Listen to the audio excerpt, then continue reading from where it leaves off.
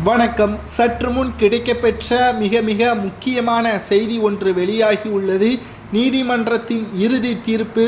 புழல் சிறையில் அடைக்கப்படும் ராஜா. எத்தனை மாதங்கள் தெரியுமா? கிட்டத்தட்ட திமுக கடைசி நேரத்தில் ராஜாவின் தலையில் மிகப்பெரிய ஒரு இடியை இறக்கிய சம்பவம் தமிழகத்தில் பேசும்பொருளாக மாறியுள்ளது. தக்க பதிலடிகளை பாஜக கொடுக்கும் என்றும் தற்பொழுது இணையதளங்களில் வைரலான பதிவுகளை நம்மால் பார்க்க முடிகிறது. எதற்காக ராஜா அவர்கள் சிறையில் அடைக்கப்பட்டுள்ளார் என்பதை இந்த வீடியோவில் முழுமையாக தெளிவாக நாம் பார்க்க போகிறோம். புதிய பார்வையாளர்களாக இருந்தீங்கன்னா மறக்காமல் ஒரு சப்ஸ்கிரைப் மட்டும் பண்ணிருங்க. பாஜக தமிழக ஒருங்கிணைப்பு குழு தலைவர் ராஜா கடந்த 2018ஆம் ஆண்டு ஏப்ரல் மாதம் பெரியார் சிலையை உடைப்பேன் என்று ட்விட்டரில் பதிவு ஒன்றை செய்திருந்தார். திமுக எம்பி கனிமொழிக்கு எதிராக தரைக்குறைவாகவும் பேசியிருந்தார். பல்வேறு காவல் நிலையங்களில் DMK, Congress, popular front of India சார்பில் புகார்களும் அளிக்கப்பட்டது. இந்த புகார்களில் ஈரோடு நகர் காவல்துறை கருங்கல் பாளையம் காவல் நிலையத்தில் அளித்த புகாரில் ராஜாவிற்கு எதிராக வழக்கு பதிவு செய்யப்பட்டது.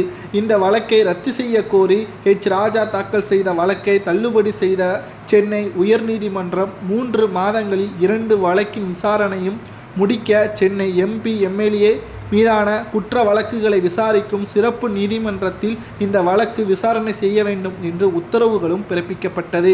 இந்த வழக்கு விசாரணை சிறப்பு நீதிமன்ற நீதிபதி ஜெயவேல் முன்பு நடைபெற்றது.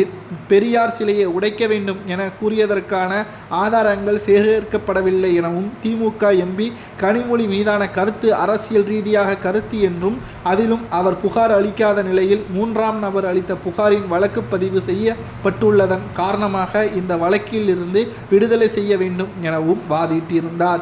இரு தரப்பு வாதங்களுக்கு பிறகு வழக்கின் தீர்ப்பை தள்ளி வைத்த நீதிபதி ஜெயவேல் இந்த வழக்கானது இன்று 2 நாட்களில் தீர்ப்பு வழங்கும் என்று எதிர்பார்க்கப்பட்ட நிலையில் திடீரென்று 2 பதிவுகளுக்கு ராஜா அவர்கள் சமூக வலைதள பக்கத்தில் இருந்து வெளியிடப்பட்டது என்பதை இந்த தீர்மானங்கள் முழுமையாக ராஜா அவர்களுக்கு எதிராக வழக்குகள் பாய்ந்துள்ளது.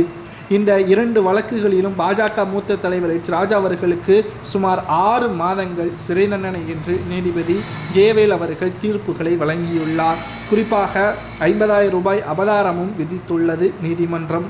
இந்த நிலையில்தான் தமிழக அரசின் மீது கடுமையான கோபத்தில் இருக்கக்கூடிய ராஜா அவர்கள் இதற்கான தக்க பதிலடிகளை நாங்கள் நிச்சயமாக கொடுப்போம், திமுக செய்த ஊழலை நாங்கள் வெட்ட வெளிச்சத்திற்கு கொண்டு வருவோம் என்றும் தெரிவித்திருக்கிறார் ராஜா அவர்கள்.